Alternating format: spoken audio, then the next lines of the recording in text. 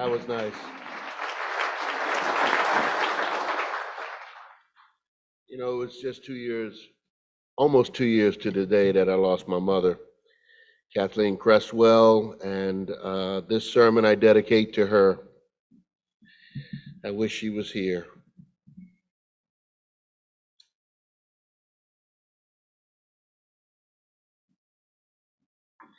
Authenticity, freedom, suffering, and pain are all intertwined concepts in our human experience. And if we want to live authentic lives, which means being true to yourself, to follow your own values and passions, there will be pain in that process to get there. External pressures, expectations that will clash with those passions and values. But you can get there if you're willing to face the challenges and the risks that come with being different, vulnerable, honest. To live authentically, you will suffer from rejection, criticism, loneliness, disappointment. I looked the word up. You know, I like to go to the etymology of words. Authentikos in the Greek. Original, genuine. Hintis in Greek, being. It comes together nicely. Authenticity is being genuine, acting on your own authority, autos. Own authority. Acting in your own authority. To be authentic is to be your truest and most genuine self. That is the real you. And much of this is framed in your experiences. It's shaped by how free you feel in a particular society or place. And how you frame your life or reframe your suffering and your pain is a measure about how free you feel in a society. And it is my belief that your true self is love, is good. Your true self seeks freedom. The real you is courageous and seeks to evolve to be its greatest good and to do its greatest good. Your authentic self is the imago Dei, the image of God, the image of love. And that is why it troubles me so much in our world when I watch TV and I see these forces trying to continually take away people's free will. Religions have done that historically. When you take away a person's free will, to me, that is the epitome of evil because it denies people the free search for truth and meaning, which is our birthright. Hey, you remember the sermon last week, don't you? Or the Wonder Box, that's right. I said we can't be afraid to call response in the Unitarian Church. If you want to shout out amen or that's right, amen. Reverend Anastasia's sermon last week was an example of authenticity and courage, suffering, and pain. I watched it. I wasn't here, but I watched it, and my wife and I, we were in tears listening. I knew the story, but every time I hear it, the pain, the experience of her relationship with her mother, it's just heart-wrenching. But it was honest, telling that story of her childhood. To become free of something, we have to be willing to tell that story again and again, and reframing it until it has no power over us. But there's one thing that Reverend Anastasia said that really stuck out for me. She was talking about her seminary professor, Dr. James Cone, and what he had said, quote, real theology begins when your back is against the wall.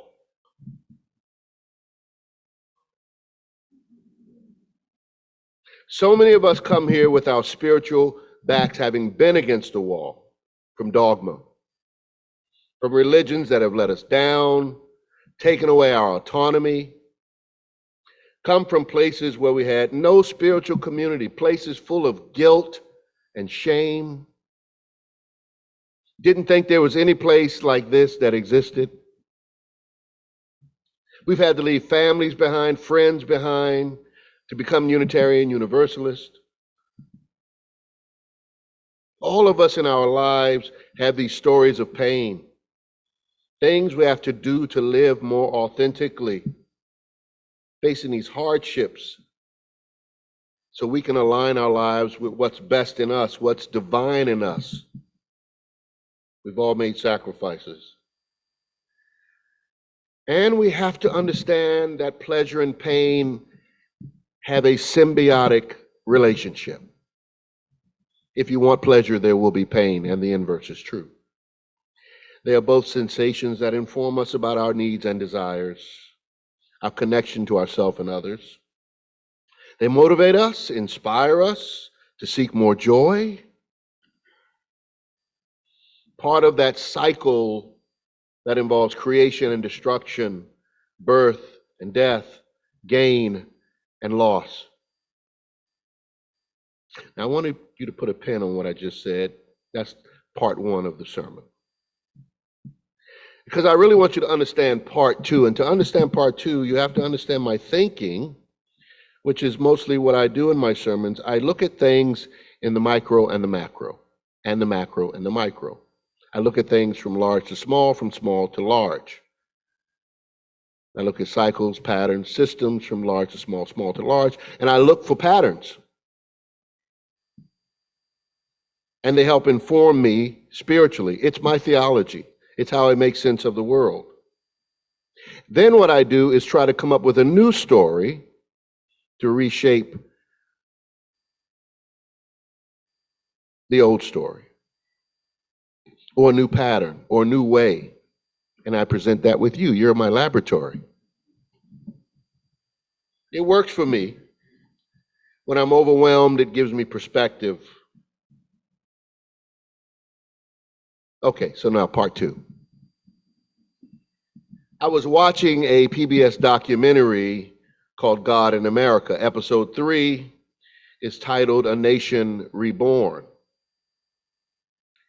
And it got me to thinking about this country and where we're going, our backs seemingly against the wall, a lot of pain, mass shootings, climate change, women's rights being taken away, continued racism, the way we treat our people on the border. We are really in a painful process as a nation, slowly trying to understand ourselves. I believe waking up. It's a painful process. And what speeds up or slows down that process, our own evolution, are the narratives or stories we tell ourselves in the country about who has rights, who deserves to be free. So we as a nation have this symbiotic relationship with freedom, authenticity, pain, and suffering. And it happened, of course, when those great words, all people, all men they said, but all people are created equal. It started us on that trajectory to become our most authentic selves, facing our shadows and demons, having to reconcile all of the destruction and trauma we have wrought on each other. This nation is a macro example of what we experience in the micro. Every nation is. Karma, good and bad action, is something that seeks reconciliation. And we keep cycling through things until we make amends with them personally, corporately, especially the negative stuff. There's no way around this. I was talking about the PBS documentary. Okay. Americans, from the beginning, we were always rebelling. We weren't even good subjects of the of Great Britain. We rebelled in the very beginning. Freedom-seeking people rebelled over taxes and personal autonomy. And then we fought each other in the Civil War, and still fighting each other in our pursuit of what it means to be free and who gets to decide. From the birth of this nation on the backs of the Native Americans, we've been searching to find our identity. And we fought over these definitions of liberty, individual and collective states' rights, taxes, individualism, our responsibility to our community, all of this stuff, basically what freedom means between the individual and the state and the nation and the world. It's been a long struggle, a necessary struggle. And more than this, of course, we continue struggling with our original sin, which is slavery. But not just that, our original sin of our state religion, fundamentalist Christianity. Thank you, Roman Empire. That's what Paula Cole Jones was talking about this weekend, the doctrine of discovery, which came out of the Roman Empire or the Roman Catholic Church. Gave Europeans the right to go and take and conquer. The original religion, fundamentalist Christianity, and slavery. The two original sins, that's what we're reconciling right now. Everything can be tagged right back to that, if you keep looking. So we've been poorly shaped by our religious fundamentalism, or profoundly shaped. And that story says that God ordained this nation. Maybe. Puritan minister, I mentioned the Puritans last week, John Winthrop delivered a sermon March 21st, 1630, and proclaimed America as the great city on the hill. And we've been told that he was the first person to imply American exceptionalism, but actually he wasn't referring exactly to that. The sermon was really strict Calvinist Christian teaching about what would happen if these early Americans became sinful in their new land, that God would punish them, that they would not flourish, because this was God's new experiment. So it better be pious and go to church and give their money to the church and go and save souls. And many years later, this would be tied, of course, to politics and religion. It became the framework, the story for what we know today as American exceptionalism, which of course we know is tied to white supremacy, which is tied to every hate group in this country.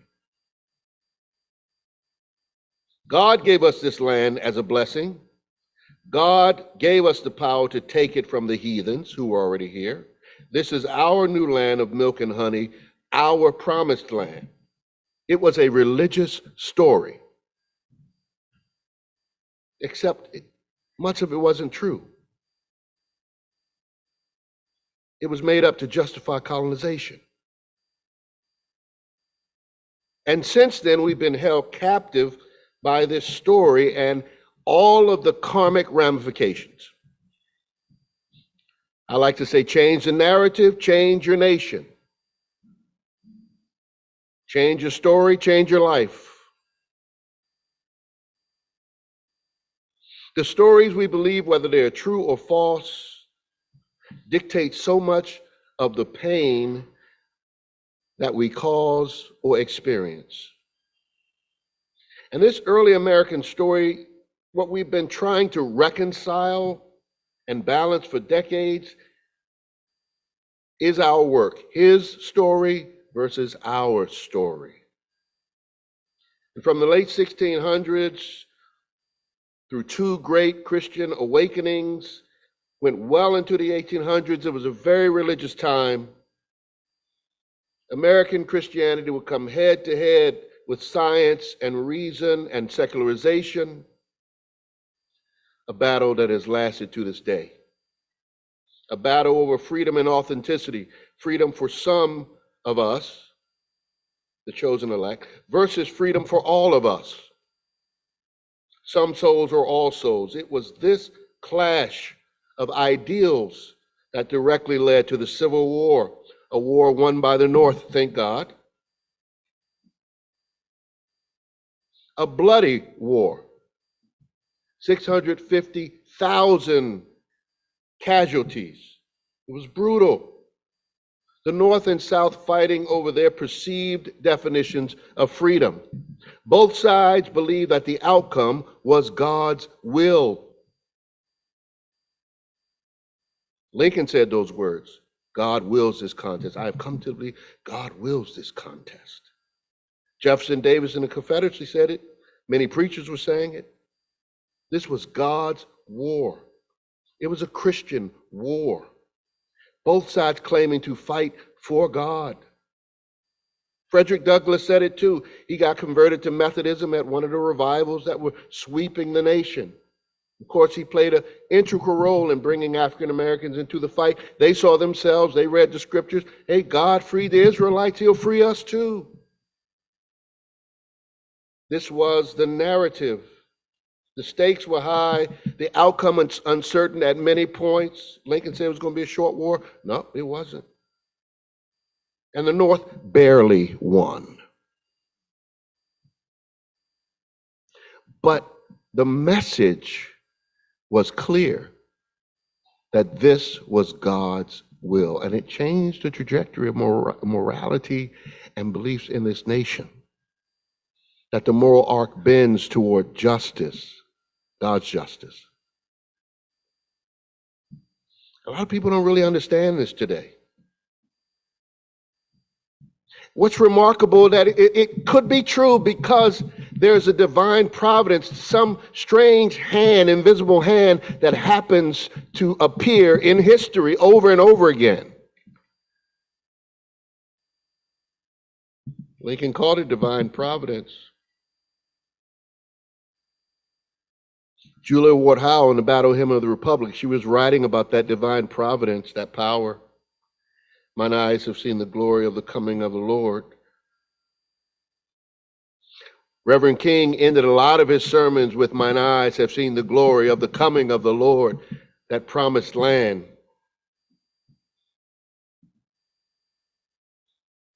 And the civil rights movement in so many moments could have gone backwards and everything was just so touch and go. But the moral arc keeps bending. It does seem to be something there. And Julia Ward Howe talked about that in her proclamation in 1870. Our Unitarian forebears saw America in very religious terms. And imagine what we would be as a nation if the North did not win. If King and company did not have the successes they had during the civil rights movement. But there's another question that comes to mind as I look at all this, and I don't accept the story. And that is, what if we had a different narrative guiding us instead of the God of war and conquest story? What if there was another story we could write that doesn't include so much extremism and fanaticism and exceptionalism? Where would we be now? And that's our task, to be authors of new stories. Fundamentalist Christianity, not all Christianity, fundamentalist Christianity and American history are inextricably tied to much of the pain we are experiencing as a people. From this came our ethics, our outlook on life, our work ethic. How do we speed up our evolution, our time toward that peace that we talk about? We speed up our evolution by telling new stories, shaping new stories, reframing the old stories. The moral arc of evolution creates things to become what they are designed to become. The best version of itself. We can get there the difficult way, or the not too difficult way. But we must choose. And you get to choose your path to authenticity by the stories you tell yourself. Pain is necessary for growth, but there is such thing as good pain and bad pain. Good pain like, the deep tissue massage or the acupuncture or yoga or the workshop this weekend. Good pain helps you grow. But bad pain helps you grow too in a different way. Divorces, lost jobs, trauma. The Civil War was an example of growth through bad pain. Growth, evolution will happen regardless. The divine hand will move us toward justice. However, humans don't have to make it so hard, but we do. Ask your children, they do it the hard way. They have to learn for themselves. We have become addicted to the bad pain produced through extreme thinking, which causes suffering. We are an extreme nation because of our story, lack of balance. Bad pain comes from avoidance. America avoided slavery, continues to avoid equality for all. The result, bloodshed. America avoids the gun problem, bloodshed. Until we say enough is enough.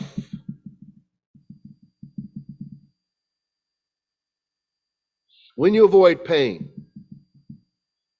when you avoid the demons, they only get bigger. At a personal level, societal level. On a personal level, this denial comes in the inequities and corporate level, comes from our denial of the inequities or privileges that we might have. Or the demons come up on how we project our anger onto others, or how we treat our partners or spouses, or how we treat our children, through our religious indoctrination, comes our judgmental nature. And all of this affects our society at a larger level. Micro, macro. Micro demons become macro demons multiplied. But there is a way to this good pain, discomfort when you're growing spiritually. Good pain through forgiveness, good pain through compassion, curiosity, and love. And I want to move really quickly because I got always way too much to say than time, and talk about this new Article 2 thing that we have, which is a new framework, a new story for Unitarian Universalism that encompasses the old story. That love is the center of all that we do. Now, if you're a theist, you could put God there, that God is the center of my life. Love is at the center of all we do. Therefore, interdependence is our goal. We are one. Those 8 principles and 6 sources we have are embedded in these values. How do we get to interdependence? Through our justice work. And what then must we do to do justice and love mercy and walk humbly? We must change and evolve ourselves and the systems we inherit until they are pluralistic and full of generosity. That is abundance, not scarcity. That there is enough room for everyone, that there is enough for everyone. That we are open and welcoming with our spaces and our time, talent, and treasure. Which is why we recognize that equity is important, because that creates equality. These 6 values allow love to be manifest inside and outside our doors. Our God, our love is interdependent, just, evolving, pluralistic, generous, and fair. That's what it means to be a UU in the 21st century. This can be the new religion for America. That's getting extreme, forgive me.